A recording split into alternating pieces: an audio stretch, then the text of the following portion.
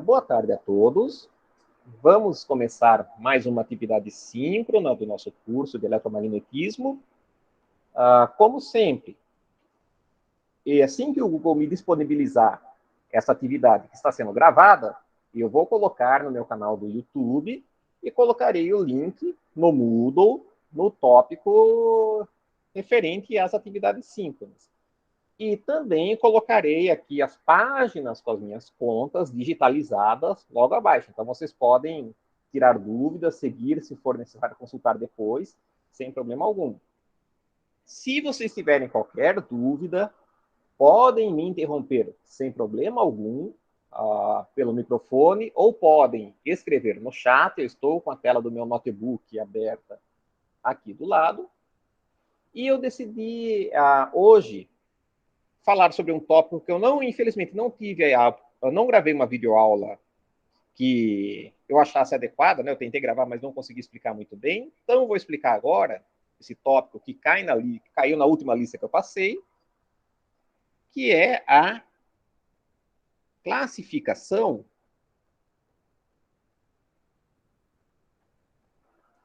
dos materiais magnéticos.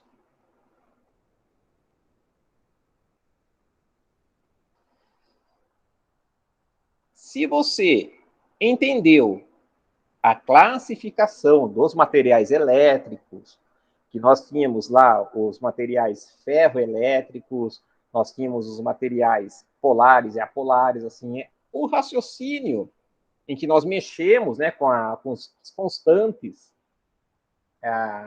que nós definimos ao longo do curso referente aos campos elétrico e magnético, então você vai entender, assim, intuitivamente, essa parte sem grande dificuldade. Bom, em primeiro lugar, vamos nos lembrar da relação entre a magnetização macroscópica e o campo magnético externo H aplicado. Estes dois campos são, em materiais lineares, definidos em termos de uma constante chamada Qm, onde, lembrando, temos aqui o nome, né, a nomenclatura, Qm é a susceptibilidade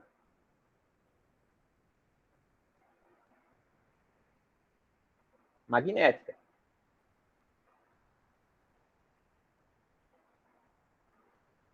E nós também definimos uma constante μr como sendo igual a 1 mais Qm.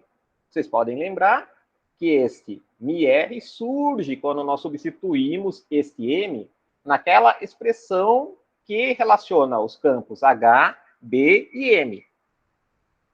Então, para caracterizar os diferentes tipos de materiais de acordo com esta relação entre M e H, nós vamos aqui fazer uma pequena tabela. Então, eu tenho aqui Qm e a respectiva categoria.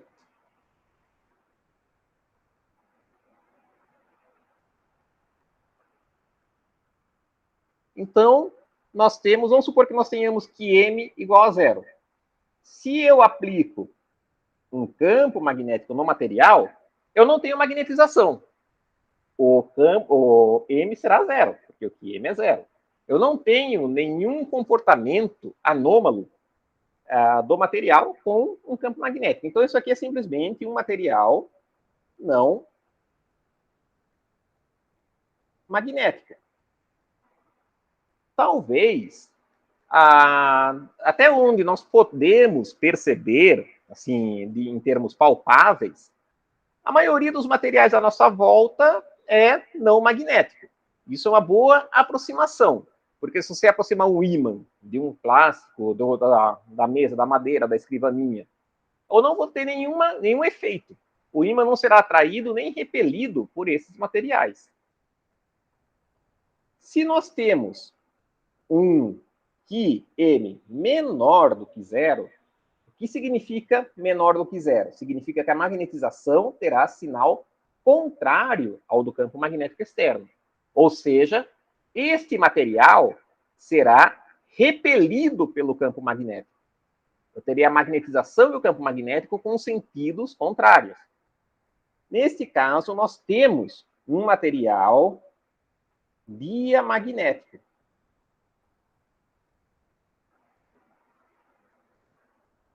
Vamos supor que nós tenhamos a situação oposta, em que este QM é maior do que zero. Ou seja, tanto M quanto H terão o mesmo sentido. Neste caso, o material será atraído pelo campo magnético e nós ficamos com um material paramagnético.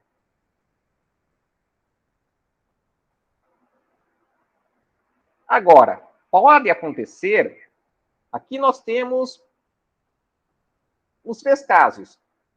O nulo, como boa aproximação, menor do que zero ou maior do que zero. Eu vou supor aqui que o meu μr, então, embora seja menor ou maior, ele não é muito grande, o QM. Então, o μr, que é 1 mais o QM, acaba sendo semelhante a 1. O QM não tem um valor muito grande em módulo. Porém, nós podemos ter aqui um QM muito maior do que zero. É um caso de paramagnetismo extremo, intenso. Neste caso, nós temos um material ferromagnético. O que é o material ferromagnético? O ímã. Quando você tem um ímã de geladeira, por exemplo, um ímã de alto-falante, aquilo ali é um material ferromagnético. E, neste caso, enquanto aqui nós temos um μr semelhante a 1, esse QM não é muito grande, aqui nós temos um μr muito grande, que fica entre 10 ao quadrado e 10 ao cubo. Vejam, então, a diferença da ordem de magnitude entre essas duas situações. Bom, vamos, então, analisar cada categoria de materiais magnéticos. Vamos começar com o primeiro, que é o diamagnetismo.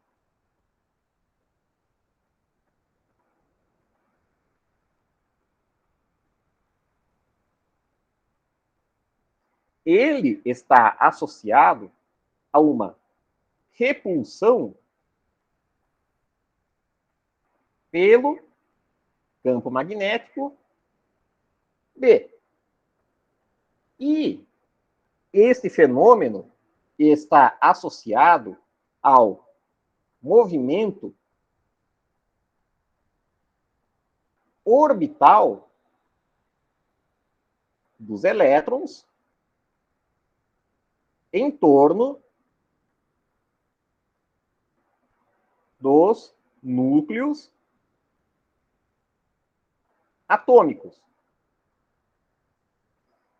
E eu vou apelar aqui para um conceito que nós veremos a partir da próxima aula, quando analisarmos o eletromagnetismo, ou seja, a união de eletricidade e magnetismo, que ocorre quando temos campos magnéticos dependentes do tempo,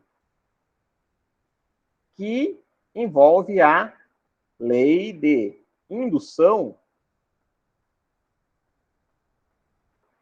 de Faraday-Lenz.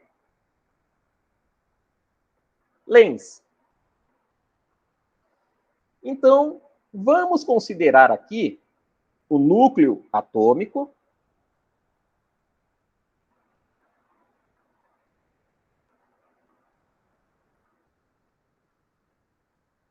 E nós sabemos que em volta do núcleo atômico, que é constituído, em geral, por nêutrons e prótons, nós temos vários elétrons orbitando ao redor dele, que constituem a eletrosfera.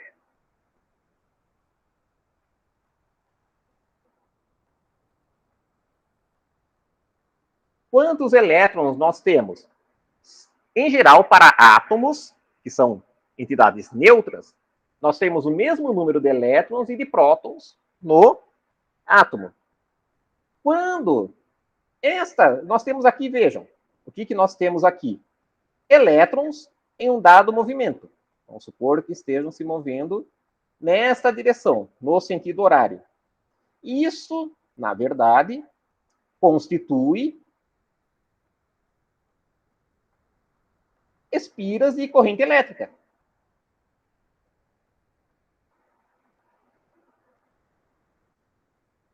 E nós vemos que espiras de corrente caracterizam um dipolo magnético.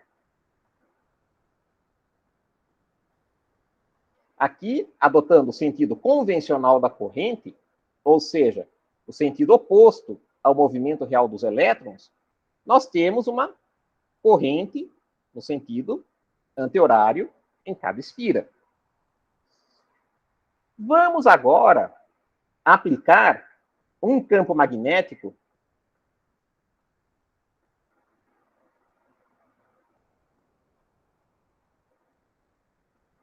externo, que eu chamarei de B. Lembrem-se do que acontece quando nós aplicamos um campo magnético na presença de um dipolo magnético, que eu chamarei aqui de M. Nós já vimos isso. Este dipolo magnético tenderá a se alinhar na direção do campo magnético aplicado. O dipolo magnético sofre um torque devido a este campo magnético externo. Porém, pela lei de indução de Faraday-Lenz, nós vemos que quando um campo magnético é aplicado sobre uma espira de corrente, essa espira de corrente tenderá a produzir um campo magnético que minimize em seu interior o campo magnético externo. Ou seja, se eu tinha aqui uma espira de corrente, como eu estou representando, nesse sentido anti-horário, e aplico um campo magnético externo, eu vou mudar esse movimento para o sentido horário, que, pela regra da mão direita, provocará um campo magnético induzido que se opõe a esse campo magnético externo. Por isso que nós teremos uma repulsão desse material devido ao campo magnético externo aplicado. Vejam os conceitos principais contidos no diamagnetismo. Nós temos movimento orbital eletrônico, nós temos a lei de indução de Faraday-Lenz, e nós temos o efeito do torque que um momento de dipolo magnético sofre na presença de um campo magnético externo. Isto, aliado com a lei de Faraday-Lenz, provoca, nessa espira de corrente atômica, um campo magnético induzido na direção contrária do campo magnético aplicado externo. Isso, então, provoca a repulsão deste material. Aí vem a pergunta: quais são os materiais diamagnéticos? Quais os materiais diamagnéticos que nós encontramos na natureza? A resposta é bem simples. Todos. Todo material na natureza, toda matéria é constituída por átomos constituídos por núcleos com elétrons orbitando em torno desses núcleos, elétrons constituindo espiras de corrente que estão sujeitas à lei de Faraday-Lenz. Todo material da natureza é diamagnético. Porém, muitas vezes, este efeito diamagnético, eu diria que na maioria das vezes, como eu falei, para todos os efeitos, a maioria dos materiais, o papel, a madeira, o plástico, a minha caneta, não reage a efeitos magnéticos. Esse efeito diamagnético é muito e ele pode coexistir com paramagnetismo ou ferromagnetismo, que, como nós veremos, são efeitos com intensidades muito maiores que mascaram o diamagnetismo.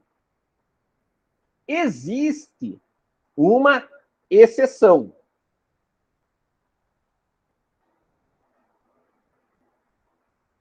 Que vocês já devem terem ouvido falar, que são os supercondutores.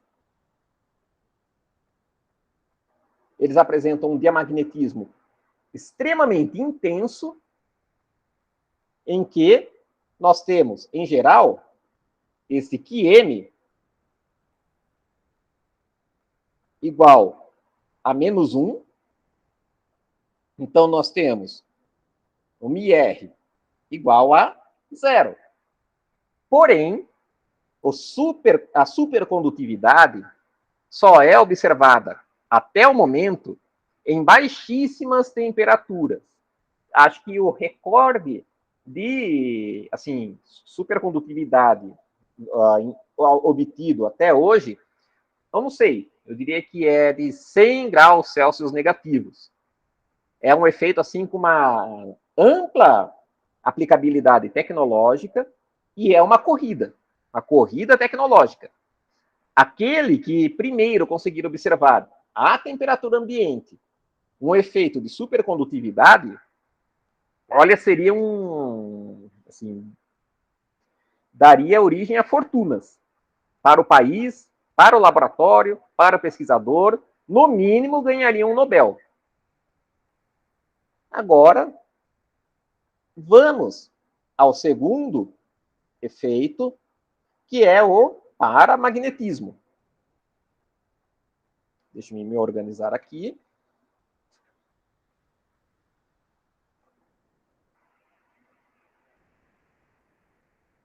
Vou colocar aqui a nossa pequena tabela para vocês poderem observar.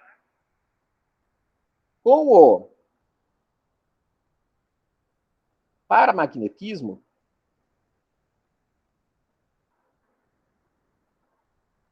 se aqui nós tínhamos uma repulsão pelo campo magnético aplicado, agora nós temos uma atração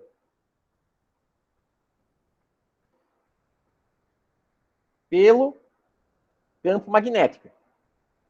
E se o diamagnetismo era devido ao movimento orbital dos elétrons em torno dos núcleos atômicos, agora nós vamos falar do movimento de rotação do elétron em torno de seu eixo. O que eu quero dizer com isso? Vamos supor que o nosso elétron é uma esfera carregada negativamente, uma esfera bem pequenininha, maciça para todos os efeitos, e esta esfera possui um movimento de rotação em torno de seu eixo. Eu vou chamar esse movimento de rotação de S. E esse S vem exatamente de spin. Vocês já devem ter ouvido falar do spin do elétron. Bom, vamos prosseguindo. Então, nós temos aqui o nosso núcleo atômico e elétrons orbitando este núcleo, em movimentos de rotação que nós vimos que dá origem ao diamagnetismo. Os elétrons ocorrem em vários orbitais e suborbitais em torno do núcleo atômico, e nós temos um número variado de elétrons nesses orbitais. Isso vocês devem se lembrar daquelas que a gente aprende no ensino médio e não sabe de onde vem e não sabe para que serve. Em química, é a regra de distribuição de Pauling, onde você pegava aqueles orbitais, né? 1s2, 2s2, 2p6, 3s, 3p, 3d. Você ia preenchendo e fazendo a ocupação dessas camadas. Nós sempre temos, nas camadas interiores, números pares de elétrons. E nós sabemos que os elétrons apresentam duas orientações apenas para esse movimento de rotação, para esse vetor de spin obtido pela regra da mão direita com a rotação. Ou ele está para cima, ou ele está para baixo. Não há meio termo. Ou ele está assim, ou ele está assim. Eu não posso encontrar um elétron que esteja assim ou assim. Então, como são pares, e eu tenho o mesmo número de elétrons em uma orientação quanto elétrons na outra, eu tenho spin eletrônico líquido total nulo nessas camadas.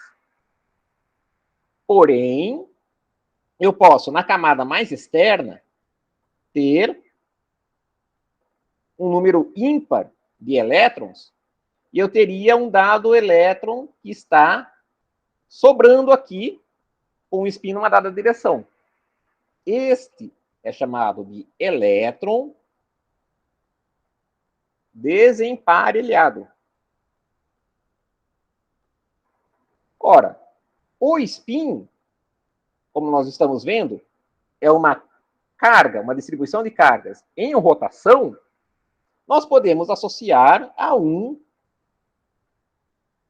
momentum de dipolo magnético.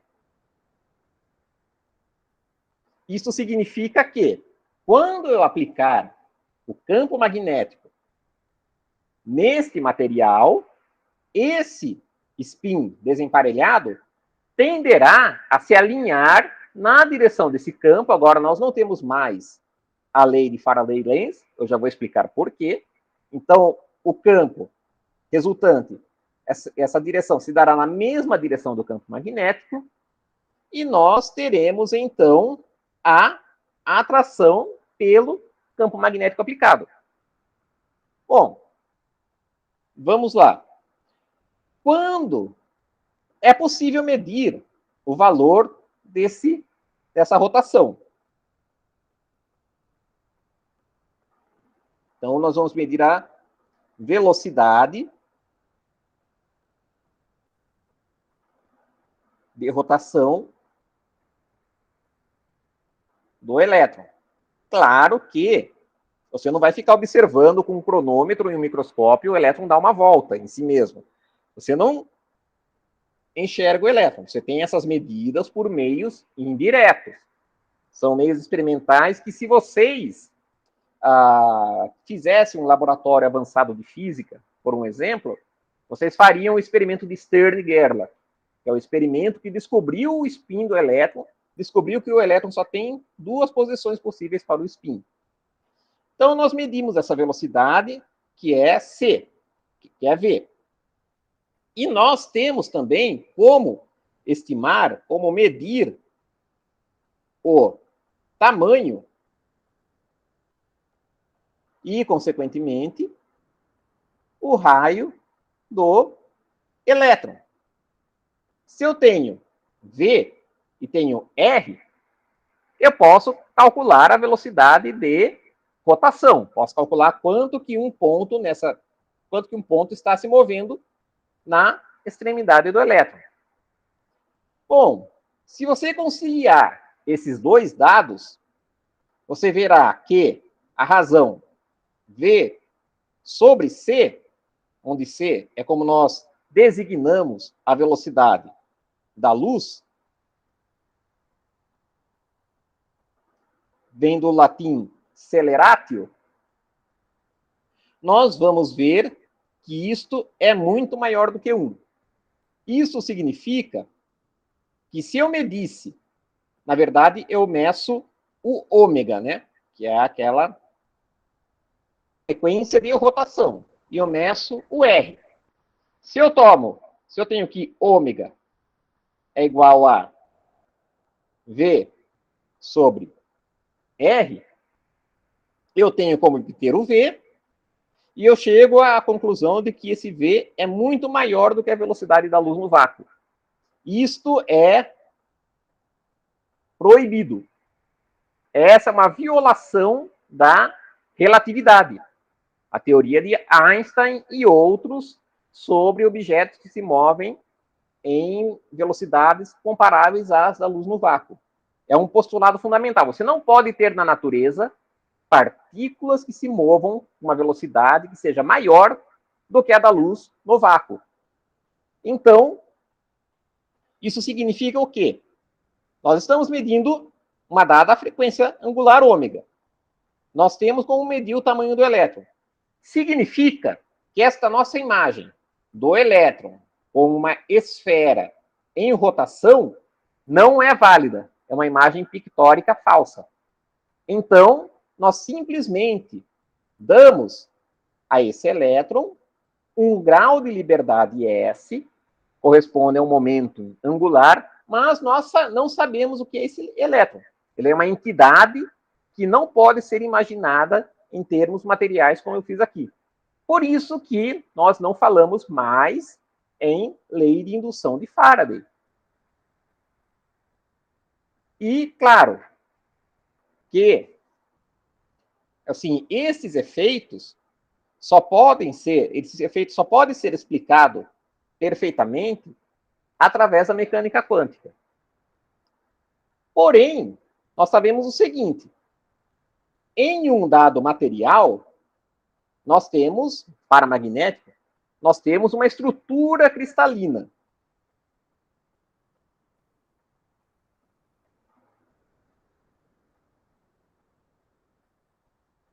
Onde os spins, né, os elétrons, estão ligados.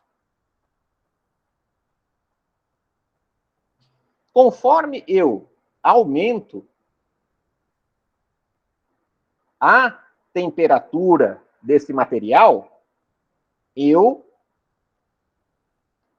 aumento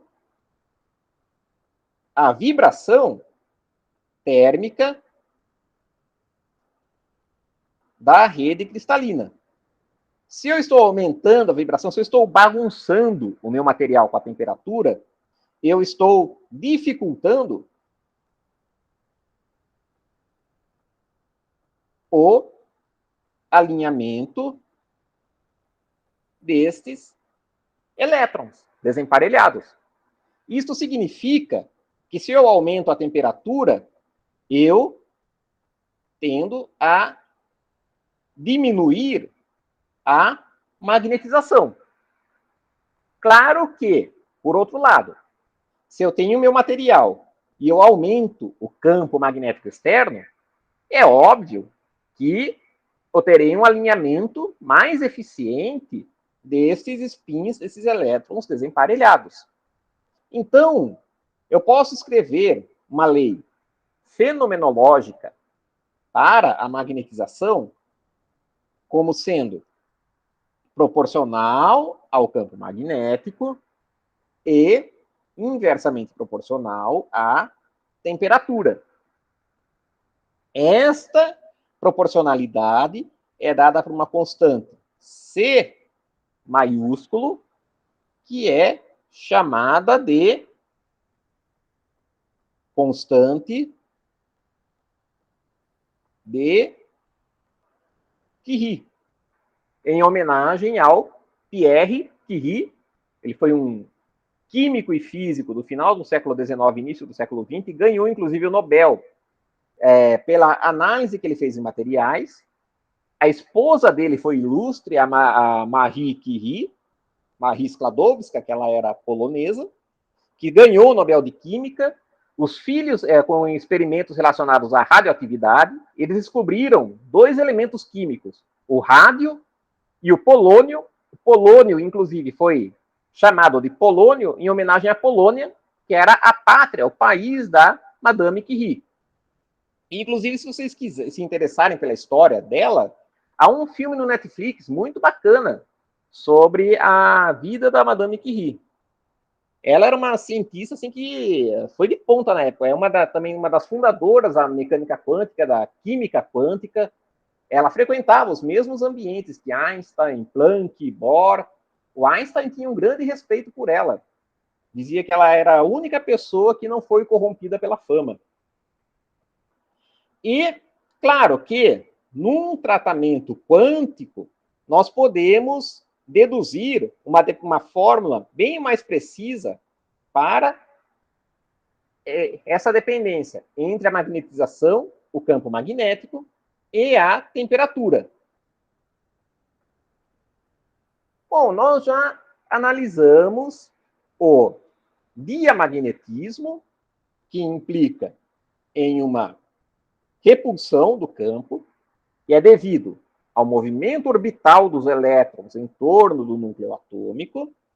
Nós analisamos o paramagnetismo, que está associado a uma atração do material pelo campo magnético, e está associado ao movimento orbital, ao spin do elétron, e ocorre em materiais para os quais nós temos elétrons desemparelhados nos átomos, não são quaisquer materiais.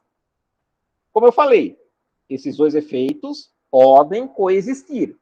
E quando essa coexistência existe, o diamagnetismo, em geral, é sufocado, é disfarçado pelo paramagnetismo, exceto quando nós estamos lidando com supercondutores.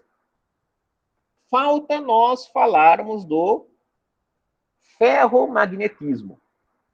Para isso, eu vou fazer uma análise macroscópica e fenomenológica.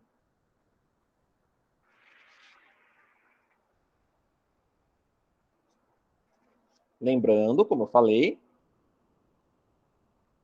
no ferromagnetismo,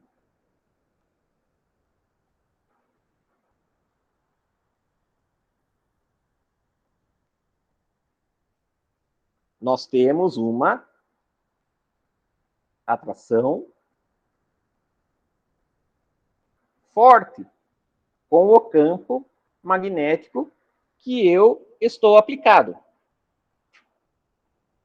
E uma característica, ali quando eu falei de diamagnetismo e paramagnetismo, nós vimos que a magnetização do material surge como uma resposta favorável ou desfavorável ao campo magnético externo.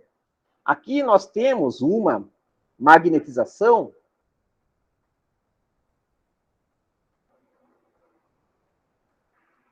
intrínseca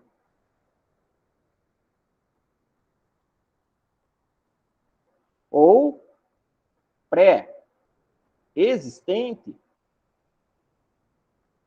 no material.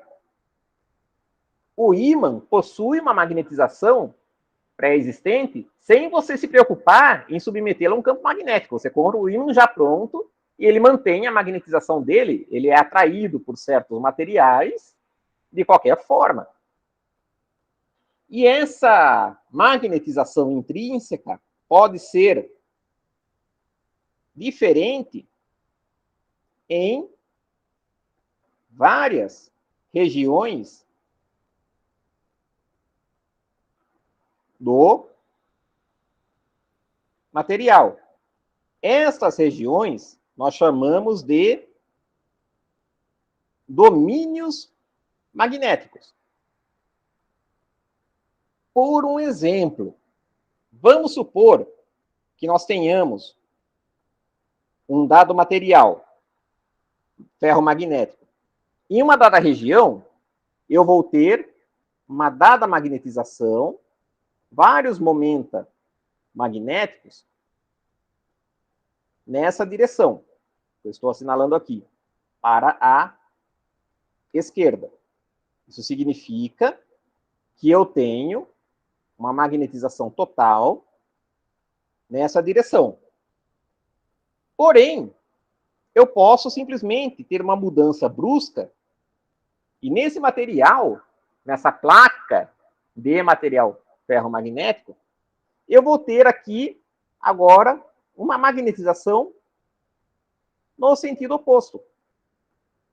Vejam que coisa interessante. Isso é abrupto mesmo.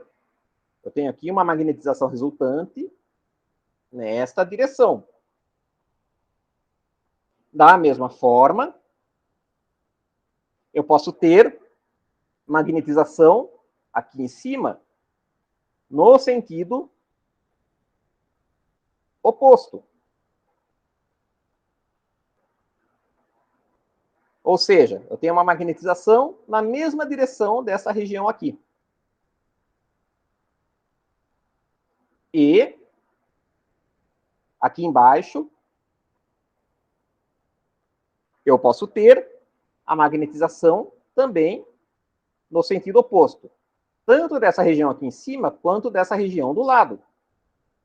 E é uma coisa curiosa que acontece nestes materiais. E aqui no meio? Nada impede que aqui no meio eu tenha uma magnetização na vertical. Conforme eu aplico, então, um campo magnético B, eu terei o favorecimento do arranjo das magnetizações que estão na mesma direção deste campo. Então, neste caso, eu tenderia a manter essas magnetizações nesses domínios magnéticos. E este domínio magnético perpendicular ficaria bem pequenininho aqui.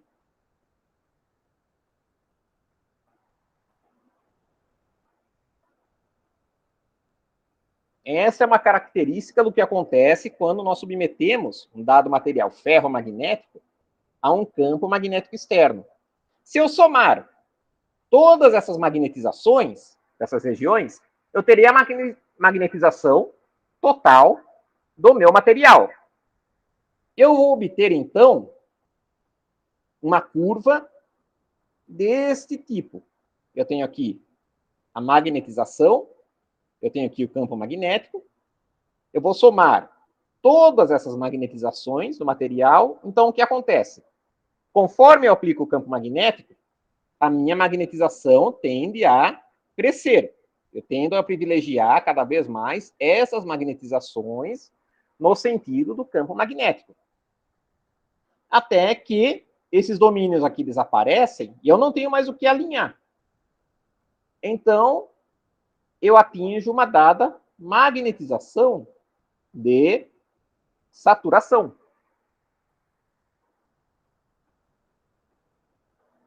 Bom, notem que eu estou tendo um efeito não linear.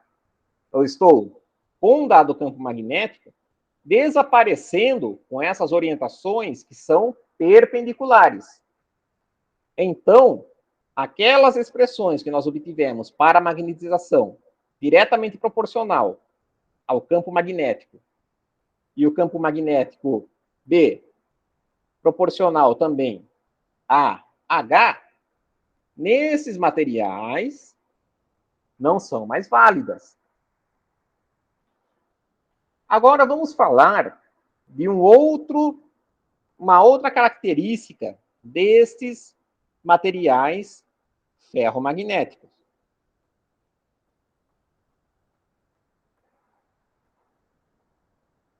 Vamos fazer aqui este mesmo gráfico. Então, eu peguei esse material, vejam, eu tinha uma magnetização nula, com campo magnético nulo, ou seja, eu peguei um pedaço de material ferromagnético sem nenhuma magnetização pré-existente. Se você encostasse esse pedaço de ferro magnético em qualquer material assim, ele não ia grudar. Pense intuitivamente desta forma. Então, eu coloquei eu aumentei a intensidade do meu campo magnético até atingir a magnetização de saturação.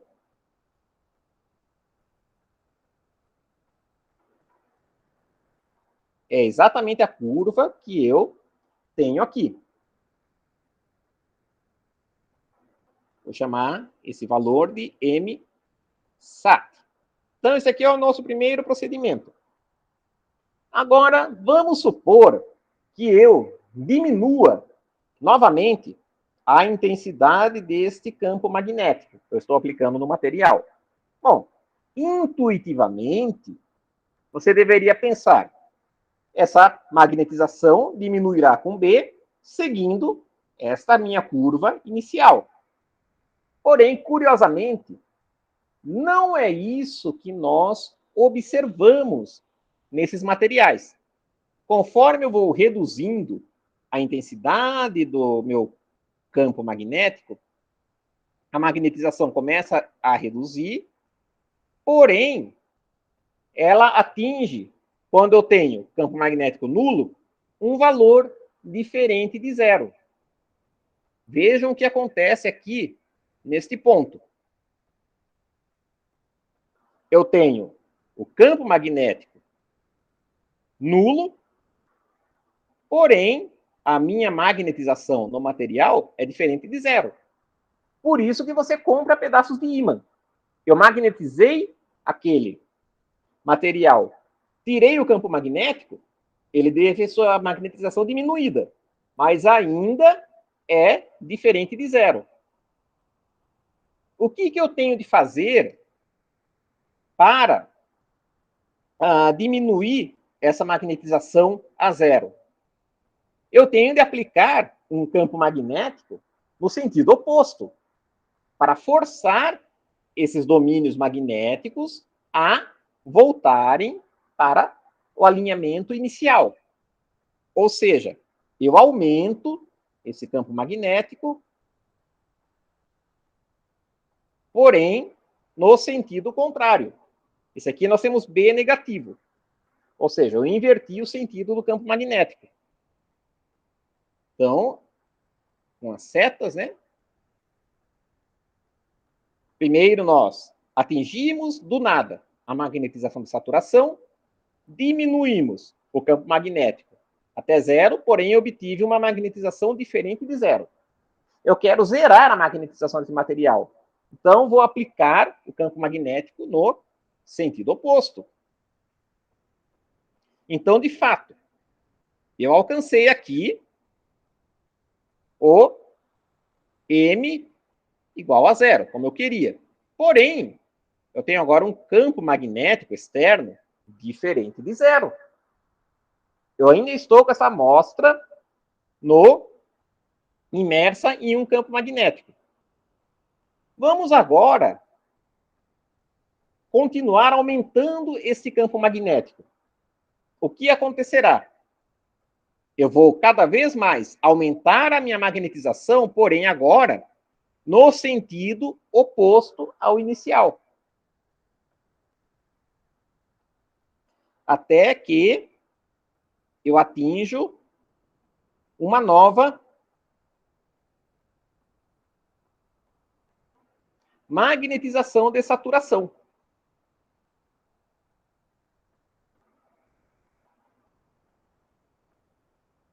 chega uma hora que, por mais que eu aumente o campo magnético, eu não tenho mais momento de dipolo para se alinhar. Já estão todos alinhados em sua eficiência máxima. Daqui, eu tenho agora um campo magnético aplicado, intenso, na direção contrária, uma magnetização de saturação. Vamos começar a diminuir este campo magnético. Ele está no sentido negativo, vou zerá-lo novamente. O que acontece? Os momentos de dipolo vão começar a perder o seu alinhamento até chegar a um ponto da mesma forma que eu obteve aqui. Eu tenho agora o B igual a zero, campo magnético eu anulei, porém, a minha magnetização está diferente de zero. Eu atingi uma magnetização na direção, no sentido oposto ao que eu tinha aqui em cima. Vamos continuar agora aumentando o campo magnético no sentido positivo.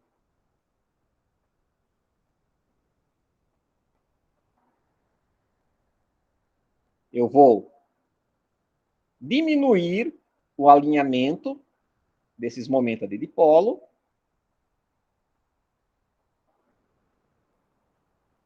até chegar no ponto em que eu tenho aqui M igual a zero. Porém, o meu B está diferente de zero.